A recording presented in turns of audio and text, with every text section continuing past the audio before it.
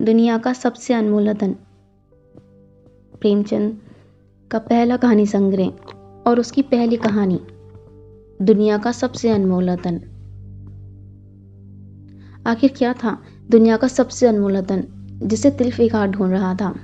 आइए जानते हैं। दिलफिकार एक कटीले पेड़ के नीचे दामन चाक किए बैठा हुआ खून के आंसू बहा रहा था। वे सौंदर्य की देवी यानी मलका दिलफरेब का सच्चा और जान देने वाला प्रेमी था। उन प्रेमियों में नहीं जो इत्र फुलेल में बसकर और शानदार कपड़ों से सजकर आशिक के वेश में माशूकियत का दम भरते हैं, बल्कि उन सीधे सादे भोले भाले फिदाइयों में जो जंगल और पहाड़ों से सर टकराते हैं और फरियाद मचाते फिरते हैं। दिलफरेब ने उससे कहा था कि अगर तू मेरा सच्चा प्रेमी है तो जा और दुनिया की सबसे अनमोल चीज लेकर मेरे दरबार में आ, तब मैं तुझे अपनी गुलामी में कबूल करूंगी। अगर तुझे वे चीज न मिले तो खबरदार इधर का रुख भी न करना, वरना सूली पर चढ़ा दूंगी। दिलफिकार को अपनी भावनाओं का प्रदर्शन का और शिकवे शिकायत का कोई मौका न दिया गया। दिलफरेब ने जैसे ही ये फैसला सुनाया, उसके चौबेदारों ने गरीब दिलफिकार को धक्के देकर बाहर निकाल दिया और आज 3 दिन से ये आफत का मारा आदमी उसी कटीले पेड़ के नीचे उसी भयानक मैदान में बैठा हुआ सोच रहा है कि क्या करूं, दुनिया की सबसे अनमोल चीज मुझे कहाँ मिलेगी, और वह है क्या? कारू का खजाना, आबे हयात, खुसरो का ताज या जामे जम? नहीं, ये चीजें हरगिज नहीं हो सकती। दुनिया में जरूर इनसे भी महंगी, इनसे भी अनमोल चीजें मौजूद हैं। अगर वे क्या हैं, कहाँ हैं और कैसे मिलेंगी? या खुदा, मेरी मुश्किल कैसे आसान होगी? दिलफिकार इन्हीं ख्यालों में चक्कर खा रहा था और अक्ल कुछ काम ना करती थी। मुन्नी शामी को हातिम से मददगार मिल गया। काश कोई मेरा भी मददगार हो जाता। काश मुझे भी उस चीज का जो दुनिया की सबसे बेशकीमती चीज है नाम बतला दिया जाता। भला से वे चीज हाथ ना आती, मगर मुझे इतना तो मालूम हो जाता कि वे किस किस्म की चीज है। मैं घड़े बराबर मोती की खोज में जा सकता हूँ। समुद्र का गीत, पत्थर का दिल, मौत की आवाज और इनसे भी ज्यादा बेनिशान चीजों की तलाश में कमर कस सकता हूँ, मगर दुनिया की सबसे अनमोल चीज ये मेरी कल्पना की उड़ान से बहुत ऊपर है। आसमान पर तारे निकल आए थे। दिलफिकार खुदा का नाम लेकर उठा और एक तरफ को चल खड़ा हुआ। भूखा प्यासा, नंगे बदन, थकन से चूर, वे वर्षों वीरानों और आबादियों की खाक छानता फिरा। तलवे कांटों से छलनी हो गए और शरीर में हड्डियां ही हड्डियां दिखाई देने लगी, मगर वे चीज जो दुनिया की सबसे बेशकीमती चीज थी ना मिली और उसका कुछ निशान ना मिला। एक रोज वे भूलता भटकता एक मैदान में जा निकला जहाँ हजारों आदमी गोल बांधे खड़े थे। बीच में कई अमामे और चोगे वाले दड़ियाल काजी अफसरीशान से बैठे हुए आपस में कुछ सलाह मशवरा कर रहे थे, और इस जमात से जरा दूर पर एक सूली खड़ी थी। दिलफिकार कुछ तो कमजोरी की वजह से, कुछ यहाँ की कैफियत देखने के इरादे से ठिठक गया। क्या देखता है कि कई लोग नंगी तलवारी लिए एक कैदी को, जिसके हाथ पैर में जंजीरें थीं, पकड़े चले आ रहे हैं। सूली के पास पहुंचकर सब सिपाही रुक गए और कैदी की हथकड़ियां, बेड़ियां सब उतार ली गईं। इस अभागे आदमी का दामन सैकड़ों बेगुनाहों के खून से रंगा था और उसका दिल नेकी के ख्याल और रहम की आवाज से जरा भी परिचित न था। उसे काला चोर कहते थे। सिपाहियों ने उसे सूली के तख्ते पर खड़ा कर दिया, मौत की फांसी उसके गर्दन में डाल दी और जल्लादों ने तख्ता खींचने का इरादा किया। वे अभागा मुजरिम चीख कर बोला, खुदा के वास्ते मुझे एक पल के लिए फांसी से उतार दो ताकि अपने दिल का आखिरी आरज़ू निकाल लूं। ये सुनते ही चारों तरफ सन्नाटा छा गया। लोग अचंभे में आकर ताकने लगे। काजियों ने एक मरने वाले आदमी की अंतिम याचना को यद करना उचित न समझा और बदनसीब पापी काला चोर जरा देर के लिए फांसी से उतार लिया गया। इसी भीड़ में एक खूबसूरत भोला भाला लड़का एक छड़ी पर सवार होकर अपने पैरों पर उछल उछल फर्जी घोड़ा दौड़ रहा था और अपनी सादगी की दुनिया में ऐसा मगन था कि जैसे वे इस वक्त सचमुच किसी अरबी घोड़े का शहसवार हों। उसका चेहरा उस सच्ची खुशी से कमल की तरह खिला हुआ था जो चंद दिनों के लिए बचपन ही में हासिल होती है और जिसकी याद हमको मरते दम तक नहीं भूलती। उसका दिल अभी तक पाप के गर्द और धूल से अछूता था और मासूमियत उसे अपनी गोद में खिला रही थी। बदनसीब काला चोर फांसी से उतरा। हजारों आंखें उस पर गड़ी हुई थीं। वे उस लड़के के पास आया और उसे गोद में उठाकर प्यार करने लगा। उसे इस वक्त वे ज़माना याद आया जब वह खुद ऐसा ही भोला भाला, ऐसा ही खुशबा खुर्रम और दुनिया की गंदगियों से ऐसा ही पाक साफ था। माँ गोदियों में खिलाती थी, बाप बलाई लेता था और सारा कुनबा जान न्योछावर करता था। आहा, काले चोर के दिल पर इस वक्त बीते हुए दिनों की याद का इतना असर हुआ कि उसकी आंखों से, जिन्होंने दम तोड़ती हुई लाशों को तड़पते देखा, ना झपकी। आंसू का एक कतरा टपक पड़ा। दिलफिगार ने लपक कर उस अनमोल मोती को हाथ में ले लिया और उसके दिल ने कहा, बेशक ये दुनिया की सबसे अनमोल चीज़ है, जिस पर तख्ते ताउस और जामे जम और आब हयात और ज़रे परवेज सब न्योछावर हैं। इस ख्याल से खुश होता हुआ कामयाबी की उम्मीद में सरमस्त दिलफिगार अपनी माशूका दिलफरेब के शहर मीनो सवाद को चला। मगर जैसे जैसे मंजिल तय होती जाती थी उसका दिल बैठ जाता था। कहीं उस चीज़ की जिसे मैं दुनिया की सबसे अनमोल चीज़ समझता हूँ दिलफरेब की आंखों में कद्र न हुई तो मैं फांसी पर चढ़ा दिया जाऊँगा और इस दुनिया से नामुराद चला जाऊँगा। लेकिन जो हो सो हो, अब तो किस्मत आजमाई है। आखिरकार पहाड़ और दरिया तय करते हुए शहर मीनो सवाद में आ पहुँचा और दिलफरेब की ड्योढ़ी पर जाकर विनती की कि थकान से टूटा हुआ दिलफिगार खुदा के फजल से हुक्म की तामील करके आया है और आपकी कदम चूमना चाहता है। दिलफरेब ने फौरन अपने सामने बुला भेजा और एक सुनहरे पर्दे की ओर से फरमाइश की कि वे अनमोल चीज़ पेश करो। दिलफिगार ने आशा और भय की एक विचित्र मन स्थिति में वे बूंद पेश की और उसकी सारी कैफियत बहुत पुरअसर लफ्ज़ों में बयान की। दिलफरेब ने पूरी कहानी बहुत गौर से सुनी और वह बेट हाथ में लेकर ज़रा देर तक गौर करने के बाद बोली, दिलफिगार, बेशक तूने दुनिया की एक बेशकीमती चीज़ ढूंढ निकाली है। तेरी हिम्मत और तेरी सूझबूझ की दाद देती हूँ, मगर ये दुनिया की सबसे बेशकीमती चीज़ नहीं। इसलिए तू यहाँ से जा और फिर से कोशिश कर। शायद अब कि तेरे हाथ में मोती लगें और किस्मत में मेरी गुलामी लिखी हो। जैसा कि मैंने पहले ही बता दिया था, मैं तुझे फांसी पर चढ़वा सकती हूँ, मगर मैं तेरी जान बख्शी करती हूँ इसलिए कि तुझ में वे गुण मौजूद हैं जो मैं अपने प्रेमी में देखना चाहती हूँ और मुझे यकीन है कि तू कभी न कभी कामयाब होगा। नाकाम और नामुराद दिलफिगार इस माशूकाना इनायत से ज़रा दिलेर होकर बोला, ए दिल की रानी, बड़ी मुद्दत के बाद तेरी ड्योढ़ी पर सजदा करना नसीब हुआ है। फिर खुदा जाने ऐसे दिन कब आएंगे। क्या तू अपने जान देने वाले आशिक के बुरे हाल पर तरस न खाएगी और क्या अपने रूप की एक झलक दिखाकर इस चलते हुए दिलफिगार को आने वाली सख्तियों को झेलने की ताकत न देगी। दिलफरेब आशिक की ये चाव भरी बातें सुनकर गुस्सा हो गई और हुक्म दिया कि इस दीवाने को खड़े खड़े दरबार से निकाल दो। चौबदार ने फौरन गरीब दिलफिगार को धक्के देकर यार के कोजे से बाहर निकाल दिया। कुछ देर तक तो दिलफिगार अपनी निष्ठुर प्रेमिका की इस कठोरता पर आंसू बहाता रहा और सोचने लगा कि कहाँ जाऊं। मुद्दतों रास्ते नापने जंगलों में भटकने के बाद आंसू की ये बूंद मिली थी। अब ऐसी कौन सी चीज़ है जिसकी कीमत इस आबदार मोती से ज्यादा हो। हजरत खिज्र, तुमने सिकंदर को आब हयात के कुएं का रास्ता दिखाया था, क्या मेरी बहाना पकड़ोगे। सिकंदर सारी दुनिया का मालिक था।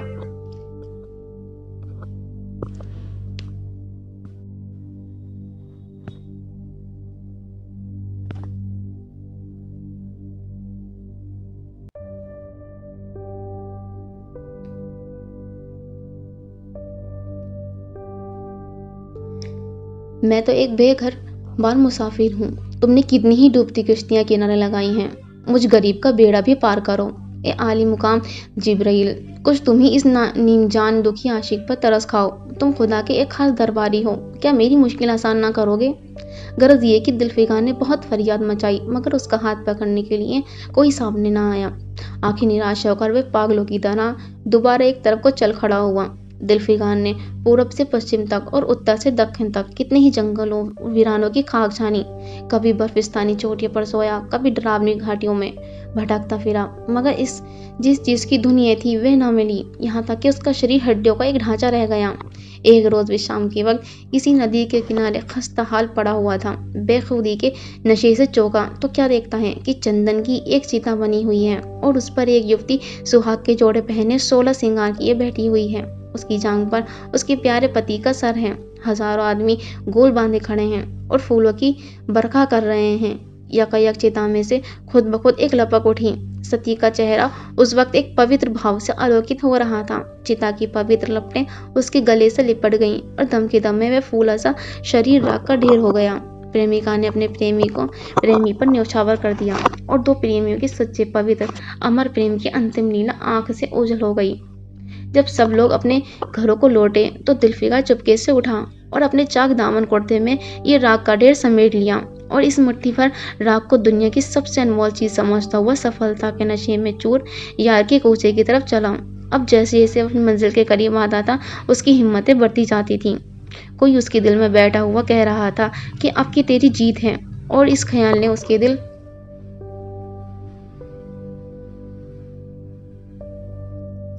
को जो सपने दिखाए उनकी चर्चा ही व्यर्थ है। आखिरकार वह शहर मीनू सवाद में दाखिल हुआ और दिलफरेब की ऊंची ड्योढ़ी पर जाकर खबर दी कि दिलफिकार सुर्ख रूह होकर लौटा है और हुजूर के सामने आना चाहता है। दिलफरेब ने जाबाज आशिक को फौरन दरबार में बुलाया और उस चीज के लिए जो दुनिया की सबसे बेशकीमती चीज थी हाथ फैला दिया। दिलफिकार ने हिम्मत करके उसकी चांदी जैसी कलाई पर मुट्ठी भर राख को रख दिया और सारी कैफियत दिल को पिघला देने वाली बता दी। दिलफरेब ने उस मिट्टी पर राख को आंखों से लगाया और कुछ देर तक विचारों के सागर में डूबे रहने के बाद बोली, ए जान नीछावर करने वाले आशिक दिलफिकार, बेशक ये राख जो तू लाया है, जिसमें लोहे को सोना कर देने की सिफत है, दुनिया की बहुत बेशकीमती चीज है, मगर मैं सच्चे दिल से तेरी एक एहसानमंद हूँ कि तूने ऐसी अनमोल भेंट मुझे दी। मगर दुनिया में इससे भी ज्यादा अनमोल कोई चीज है, जा उसे तलाश कर और तब मेरे पास आ। मैं तहे दिल से दुआ करती हूँ कि खुदा तुझे कामयाब करे। ये कहकर वे सुनहरे पर्दे से बाहर आई और माशूकाना अदा से अपने रूप का जलवा दिखाकर फिर नजरों से ओझल हो गई। एक बिजली थी कि कौंधी और फिर बादलों के पर्दे में छिप गई।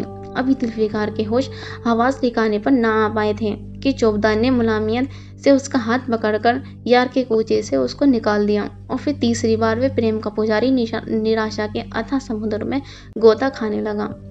दिलफिकार का हयाव छोड़ गया। उसे यकीन हो गया कि मैं दुनिया में इसी तरह नाशाद और नामुराद मर जाने के लिए पैदा किया गया था, जब इसके सिवा कोई और चारा नहीं कि किसी पहाड़ पर चढ़ के नीचे कूद पड़ूं ताकि माशूक की जुल्मों की फरियाद करने के लिए एक हड्डी भी बाकी ना रहे। वे दीवानी की तरह उठा और गिरता पर्दा एक गगनचुंबी पहाड़ी की चोटी पर जा पहुंचा। किसी और समय वह ऐसे ऊंचे पहाड़ पर चढ़ने का साहस न कर सकता था, मगर इस वक्त जान देने के जोश में उसे वे पहाड़ एक मामूली टेकरी से ज्यादा ऊंचा नजर न आया। करीब था कि वे नीचे कूद पड़े कि हरे हरे कपड़े पहने हुए और एक हरा अमामा बांधे एक बुजुर्ग के एक हाथ में तस्बीह और दूसरे हाथ में लाठी लिए बरामद हुए और हिम्मत बढ़ाने वाले स्वर में बोले, दिलफिकार, नादान दिलफिकार, ये क्या बुज़दिलों जैसी हरकत है? तू मोहब्बत का दावा करता है और तुझे इतनी भी खबर नहीं कि मजबूत इरादा मोहब्बत के रास्ते की पहली मंजिल है। मर्द मन और यूं हिम्मत न हार, पूरब की तरफ एक देश है जिसका नाम हिंदुस्तान है, वहां जा और तेरी आरज़ू पूरी होगी। ये कहकर हजरत खिज़र गायब हो गए। दिलफिकार ने शुक्रिया की नमाज पढ़ी और ताज़ा हौसले, ताज़ा जोश और अलौकिक सहायता का सहारा पाकर खुश पहाड़ से उतरा और हिंदुस्तान की तरफ चल पड़ा। मुद्दतों तक कांटों से भरे हुए जंगलों, आग बरसाने वाले रेगिस्तानों, कठिन घाटियों और आलंगे पर्वतों को तय करने के बाद दिलफिकार हिंदी की पाक सरजमी में दाखिल हुआ और एक ठंडे पानी के सोते में सफ़र की तकलीफें धोकर थकान के मारे नदी के किनारे लेट गया। शाम होते होते वे एक चटियल मैदान में जा पहुंचा, जहां बेशुमार अधमरी और बेजान लाशें कफन के पड़ी हुई थीं। चिलकोए और वहशी दरिंदे मरे पड़े हुए थे और सारा मैदान खून से लाल हो रहा था। ये डरावना दृश्य देखते ही दिलफिकार का जी दहल गया। या खुदा, किसी मुसीबत में जान फंसी, मरने वालों का कराहना, सिसकना और एड़ियां लगाकर जान देना, दरिंदों का हड्डियों को नोचना और गोश्ती के लोथड़ों को लेकर भागना, ऐसा होलनाक सीन दिलफिकार ने कभी ना देखा था। यकायक उसे ख्याल आया, ये लड़ाई का मैदान है और ये लाशें सूरमा सिपाहियों की हैं। इतने में करीब से कर्राने की आवाज आई। दिलफिकार उस तरफ फिरा तो देखा कि एक लंबा तड़ंगा आदमी, जिसका मर्दाना चेहरा जान निकलने की कमजोरी से पीला हो गया है, जमीन पर सर झुकाए पड़ा हुआ है। सीने से खून का फव्वारा जारी है, मगर आबदार तलवार की मूठ पंजे से अलग नहीं हुई। दिलफिकार ने एक चीथड़ा लेकर घाव के मुंह पर रख दिया ताकि खून रुक जाए और बोला, ए जवान मर्द, तू कौन है? जवान मर्द ने यह सुनकर आंखें खोली और वीरों की तरह बोला, क्या तू नहीं जानता मैं कौन हूँ? क्या तूने आज इस तलवार की काट नहीं देखी? मैं अपनी माँ का बेटा और भारत का सपूत हूँ। ये कहते कहते उसकी तिजोरी पर बल पड़ गए। पीला चेहरा गुस्से से लाल हो गया और आबदार शमशीर फिर अपना जौहर दिखाने के लिए चमक उठी। जुल्फिकार समझ गया कि ये इस वक्त मुझे दुश्मन समझ रहा है। नरमी से बोला, ए जवान मर्द, मैं तेरा दुश्मन नहीं हूँ। अपनी वतन से निकला हुआ एक गरीब मुसाफिर हूँ। इधर भूलता भटकता आ निकला। बराए मेहरबानी मुझसे यहाँ की कुल कैफियत बयान कर। ये सुनते ही घायल सिपाही बहुत मीठे स्वर में बोला, अगर तू मुसाफिर है तो आ मेरे खून से तेरे पहलू में बैठ जा, क्योंकि यही 2 अंगुल जमीन है जो मेरे पास बाकी रह गई है और जो सिवाय मौत के कोई नहीं छीन सकता। अफसोस है कि तू यहाँ ऐसे वक्त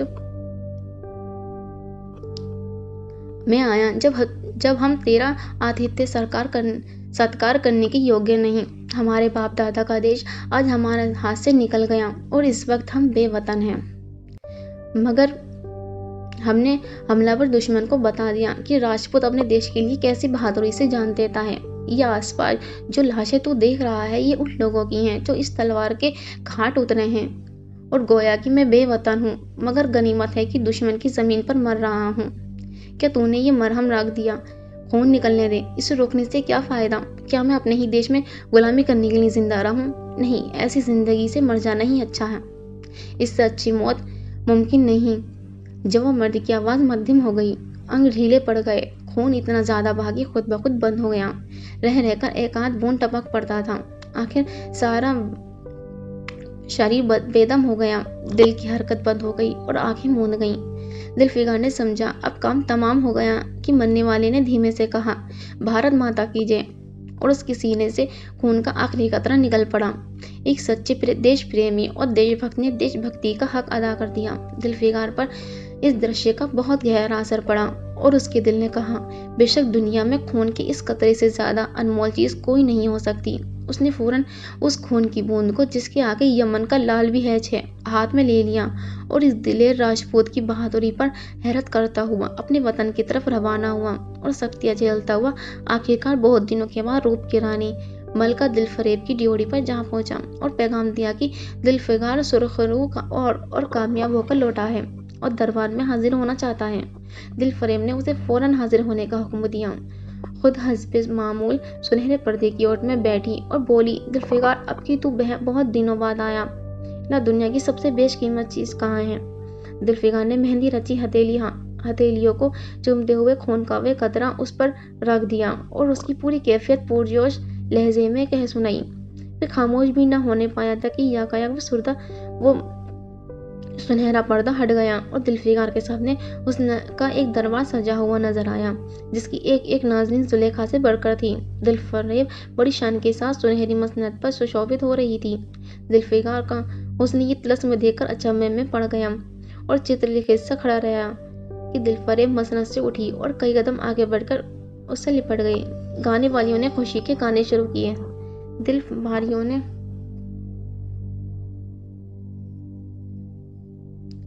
दरबारियों ने जुल्फिकार को नजरें भेंट की और चांद सूरज को बड़ी इज्जत के साथ मसनद पर बैठा दिया। जब वे लुभावना गीत बंद हुआ तो दिलफरेब खड़ी हो गई और हाथ जोड़कर जुल्फिकार से बोली, जानिसार आशिक जुल्फिकार, मेरी दुआएं बर आईं और खुदा ने मेरी सुन ली और तुझे कामयाब और सुरखरू किया। आज से तू मेरा मालिक है और मैं तेरी गुलाम। ये कहकर उसने एक रत्न जटिल मंजूषा मंगाई और उसमें से एक तख्ती निकाली जिस पर सुनहरे अक्षरों में लिखा हुआ था, खून का वह आखिरी कतरा जो वतन की हिफाजत में गिरे दुनिया की सबसे अनमोल चीज है।